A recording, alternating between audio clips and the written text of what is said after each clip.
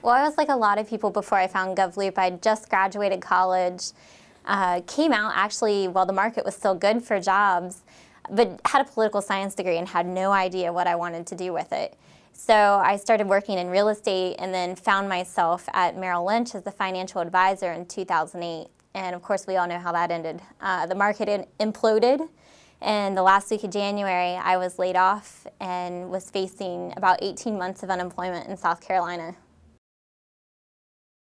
I had decided that my background in political science and my experience in finance would play really well into contract administration. So I did a Google search along the lines of contract administration, government, and stumbled across a blog posting from GovLoop. Clicked on it, found the site, browsed around a little bit, and was like, wow, this is really cool. It's really resourceful. So I ended up signing up on the spot.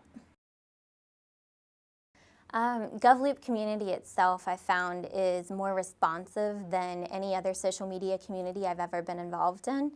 I used things like LinkedIn in the past to look for jobs and try to connect to folks maybe at a company that I wanted to move to, but I found it really hard to connect with them on more of a personal level. And I think GovLoop, because it has the blog postings and the ability to so freely interact with other folks on the site, really helps you build some of those concrete relationships in the cloud. I noticed this guy on there. His name was Sterling Whitehead. He was posting a lot in this group called Young Acquisition Professionals. I thought, great, these are some like-minded people. They're in acquisitions.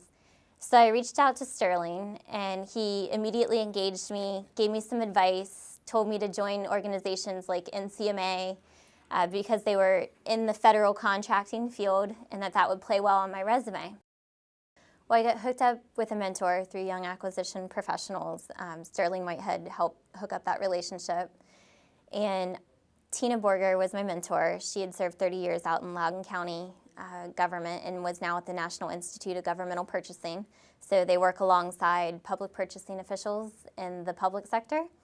And I was really nervous the first day that she called me on the phone. So she reached out to me. She did the initial reach out.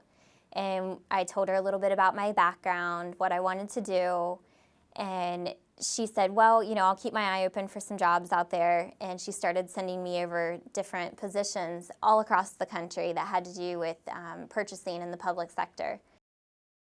Frustrated after trying to send out some resumes to these different jobs, I said to Tina, I said, what's wrong with my resume? Would you just take a minute and look at my resume if I email it over to you? She said, absolutely. So I sent my resume over to her. Literally, I think it was the next day, she called me and said, you would be perfect for a job here at the National Institute of Governmental Purchasing. And I said, well, what does it involve? And she said, we're going to write standards for the profession. It involves a lot of research, a lot of writing. And I said, oh, this is perfect. You know, if I wasn't going to find anything else to do right now, I was just going to dedicate myself to being a professional student. So about a week later, I came up to Herndon, Virginia, interviewed with her and a few other people out at the National Institute. This is like on a Monday. And I leave, I go back down south, you know, drive back down about 10 hours, get home on a Wednesday, and they called and said, can you come back on a Friday? The CEO is going to be in town. So I booked a plane ticket, flew back on Friday, did the second interview, and by Monday they made an offer for the job.